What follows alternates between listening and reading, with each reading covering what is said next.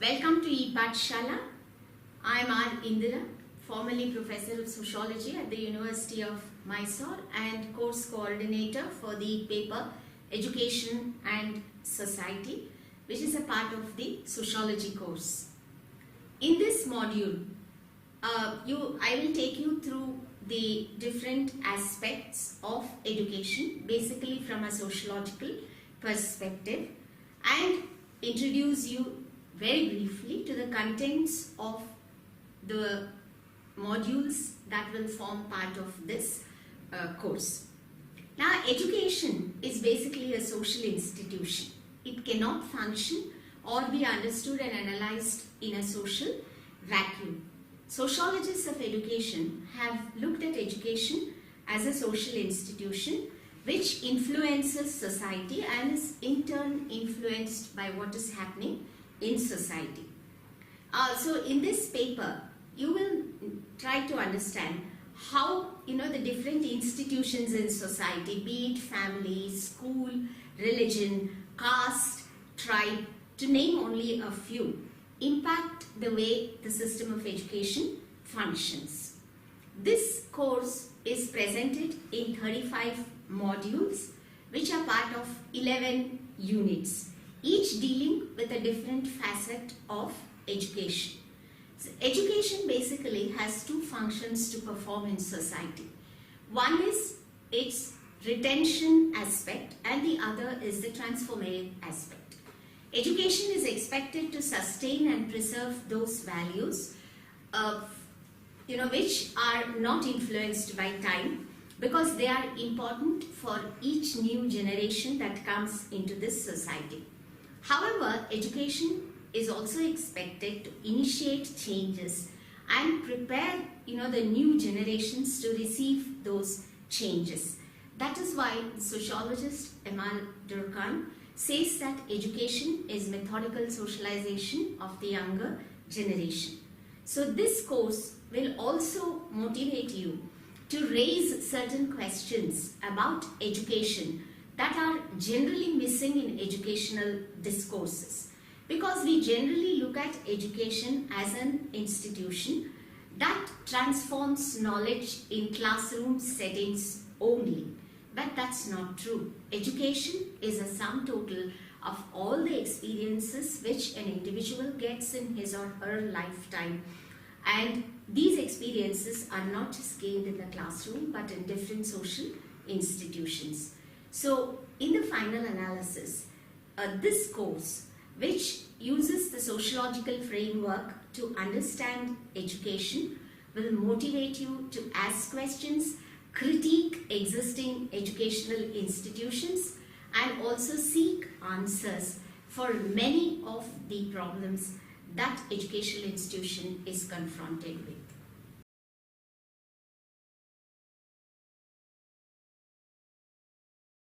What is education?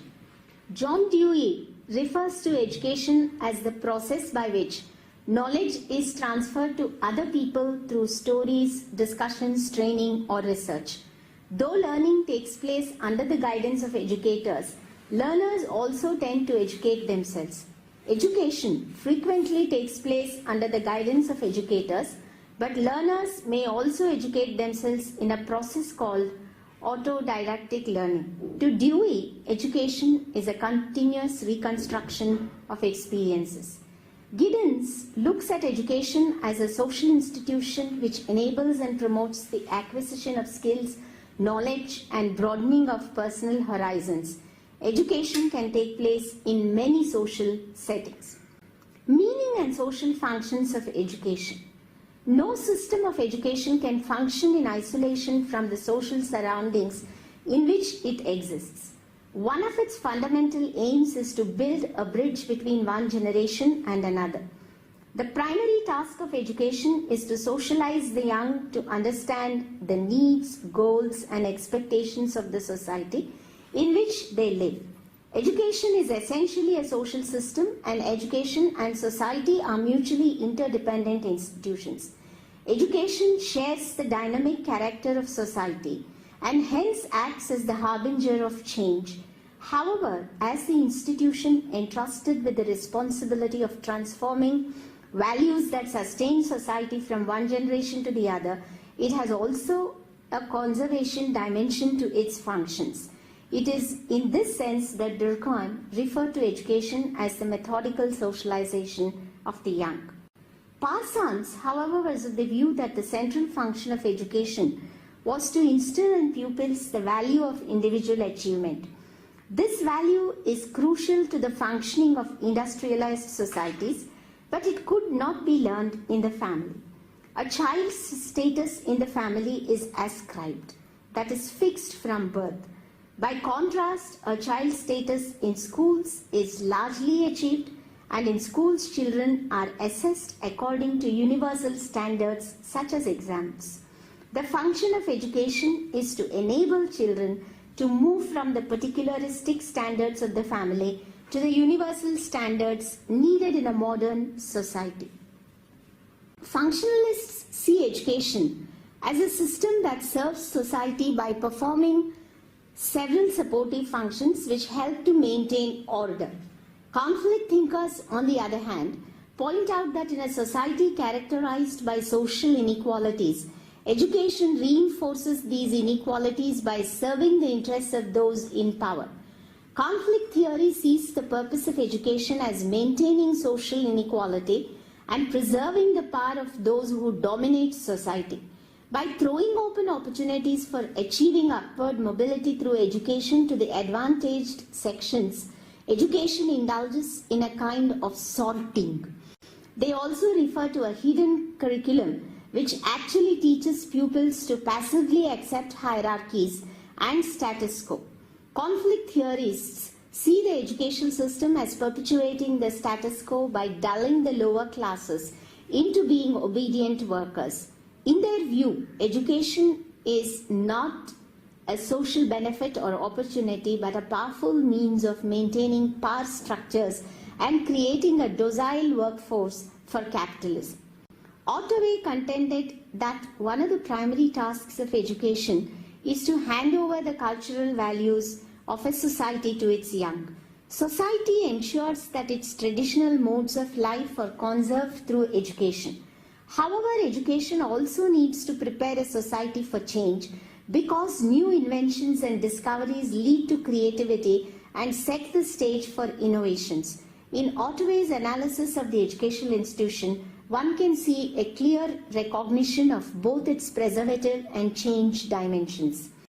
Education must also inculcate in the young a spirit of questioning, a desire to create a new social order and deconstruct many myths that have acted as constraints to social change. It's no doubt true that education must conserve those values which contribute to the sustenance of the social system, but it has to prepare the younger generation to accept as well as initiate social change. The critical importance of the twin functions of conservation and change that the educational institution is entrusted with is evident in the words of Shah when he said, "The educational system of any society is related to the total system of that society. Whether it prepares the new generations for status quo or for change depends upon the need and goals of the society concerned." In a modernizing society, the education system has two main functions. One, transmission of cultural heritage to new generations.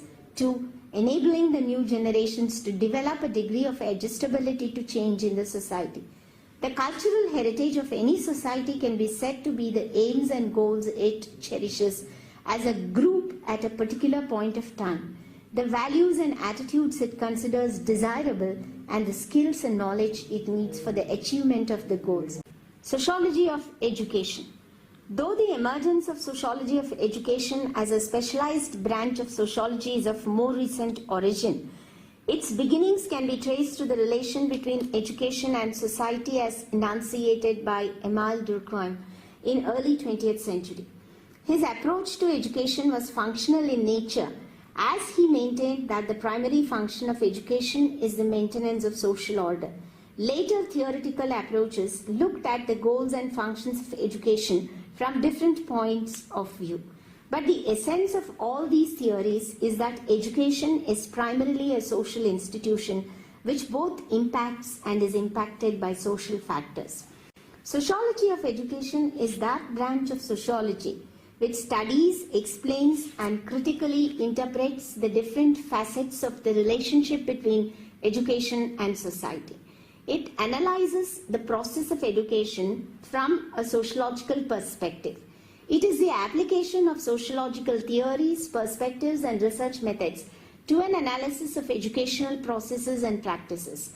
Broadly speaking, sociology of education or educational sociology, the two words are used interchangeably in many writings, is interested in the study of educational system in relation to the social system. Sociologists of education argue that educational processes and practices are influenced by social phenomena. Education is not just about knowledge acquisition. It's the social setup that basically decides who gets what type of education. Also, social conditions, societal needs, and society's power structures determine the educational content and the nature of pedagogical practices. Since most societies use education as a mechanism for retention of their dominant cultural points of view, they try to control the institutions and individuals who are engaged in the process of knowledge creation and knowledge transfer.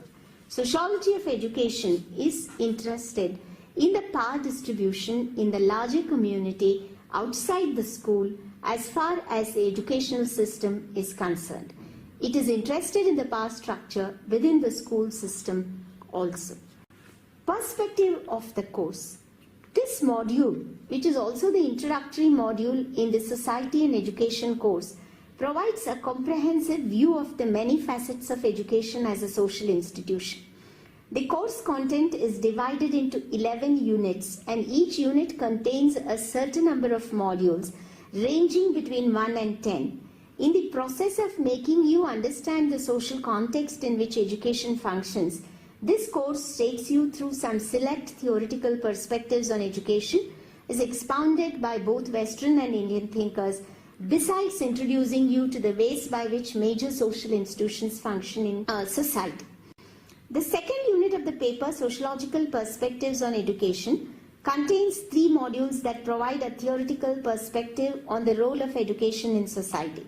Since the emergence of the study of the field of education from a sociological dimension, sociologists have been discussing the relation between education and society. In this background, the thoughts of Durkheim, Marx, and Weber on education have been analyzed. It's not, however, to be interpreted that only in the writings of these 3 thinkers you can get a total picture of all the angles from which education can be understood from a sociological perspective, but since they reflect 2 dominant schools of thought, functional and conflict, it's possible for us to review and revisit other sociological theories on education. The section on modernity and education contains 2 modules that try to place education in a social historical context in the Indian setting. These 2 modules focus attention on the colonial period and the developments that took place in the field of education during the nationalist movement and the way the movement responded to these developments. In the introductory part of the module, I mentioned that all social institutions continuously act as agencies of education. The 4th unit of the course, Education and its Institutions, contains 3 modules that discuss the social context in which educational institutions function. The modules in this unit concentrate on examining the structures and functions of these institutions as agencies of society. While the first module in the 4th unit profiles the school and university both from historical and social perspectives, the other 2 modules focus on curriculum, which is the instrument through which societies try to orient learners to accept the values which structures of governance profess. The 5th unit, titled Education and Economic Development, has 5 modules which basically focus on the history of education in India and the changes that the introduction of modern education brought about in the economic life of the country. While the first module in the section concentrates on the stages through which educational policy passed in India, The second and third modules trace the growth of education in India from a historical perspective. The constitutional commitment to establishment of an egalitarian social order laid the foundation for introducing educational reforms that were aimed at reducing inequalities characteristic of a severely stratified society. The impact of economic liberalization regime on India's education system is also discussed in these modules. Education is basically seen as a lever of social transformation and development. The fourth module in Unit 5, however, reminds us that in spite of the expansion that has taken place in educational opportunities, the education system reinforces existing socio-economic inequalities. In practice, divisions based on caste, class, and gender continue to deprive vulnerable groups from utilizing these opportunities. In that sense, the education system only reproduces social inequalities and lends itself to power structures that control society's economy and polity. The fifth module in this unit analyzes the mutually interdependent relationship between education and labor. This module finds a place in a discussion on education and economic development because opportunities for upward social mobility open up only when education leads to productive economic activity. Unit 6, titled The Political Economy of Education, Structures and Discourses, contains 5 modules that engage in a critical discussion of how established dogmas and practices confer educational privileges on some groups and deprive others from scaling up the social ladder. All the 5 modules in this unit argue that in reality, education is not a level playing field that is often made it out to be, but a divisive mechanism that is deeply influenced by the divisions and deprivations that already exist in society. This module provides a framework for understanding, analyzing, and interpreting the themes discussed in the other 4 modules presented in the unit. Educational opportunity is closely affected by issues of caste and gender, as discussed by the second and third modules in this unit. In spite of equal access provided by the Constitution, caste-based discrimination continues to exclude many groups from utilizing these opportunities equally. Caste-based inequality and discrimination continue to affect educational aspirations, opportunity, and achievement. Though there is a feeling that reservation of seats in educational institutions has been able to break through caste barriers, those deprived of social capital and financial assets are not in a position to use these reservation-based admission options. The module on caste and educational discourse discusses the various ways in which caste continues to play a decisive role in the field of education, besides analyzing the reservation policy in a historical perspective. The module titled Gender and Educational Discourse examines how gender continues to play its part in determining educational access. In theory, men and women are equal, but in reality, women and girl children face several hurdles in pursuing educational opportunities. The series of state and civil society interventions that have been initiated since independence to promote a gender-inclusive education system have no doubt made an impact, but patriarchy, which has assumed hegemonic proportions, continues to affect educational opportunities for women. The next 2 modules engage in a discussion of the educational situations of tribal and minority groups.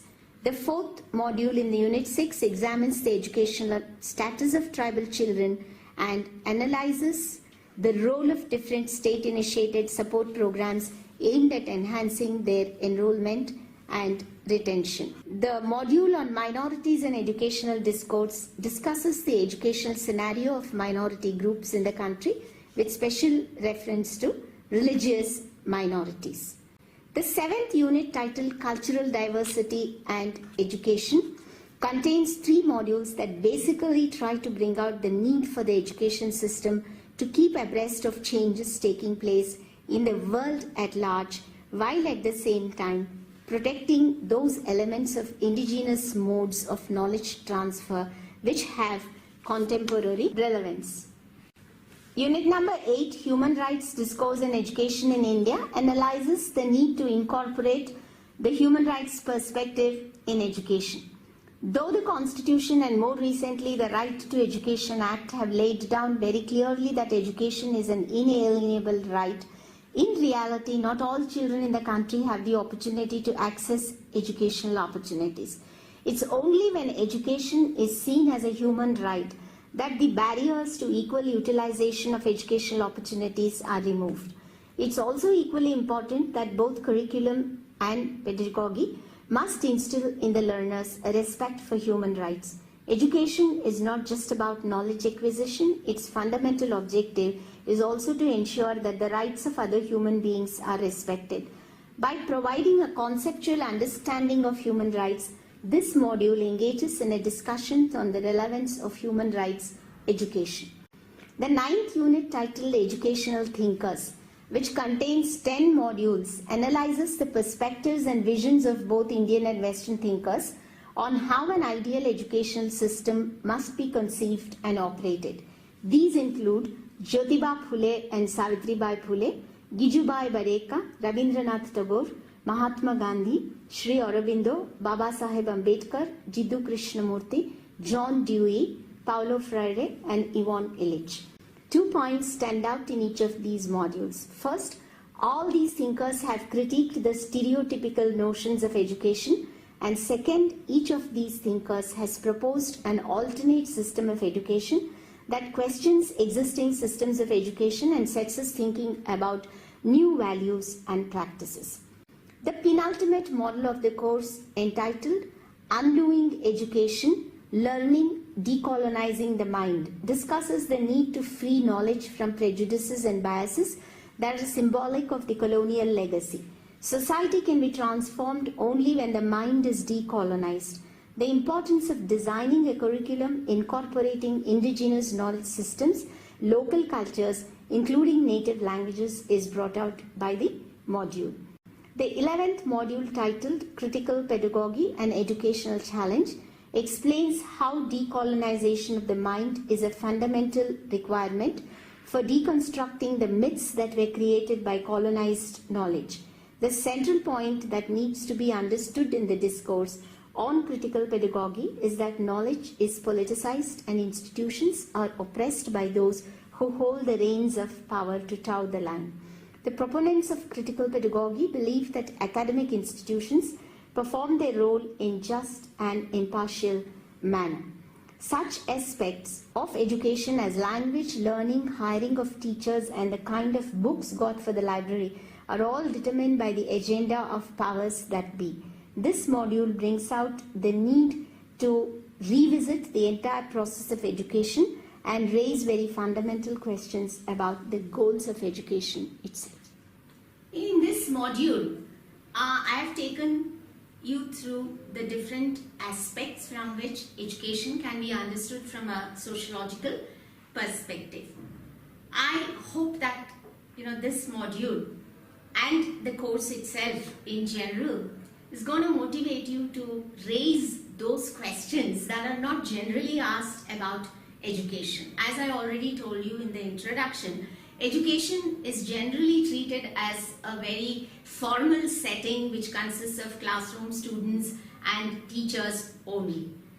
But often we don't think of the external influences that determine who gets what type of education and to what levels. So these modules that are part of this course, I hope will inspire you to think critically and also look at education from a holistic perspective, because education is not just about degrees and jobs, but it is also about preparing society and the oncoming generations for change.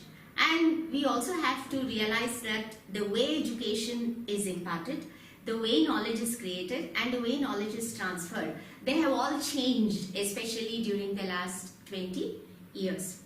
And so I hope that you, students, or whoever is learning this course, is able to think differently about education. Now, the very purpose of this module is that education is something that does not happen in a social vacuum. The interrelationship between education and other institutions and the impact that education has on these institutions and these institutions in turn have on education have to be clearly understood. And also, the modules in this course have raised very critical questions about concepts like equal educational opportunities, universalization of educational opportunities, because it's not just about equal opportunities being provided by law by other agencies, but it is about utilization of these opportunities.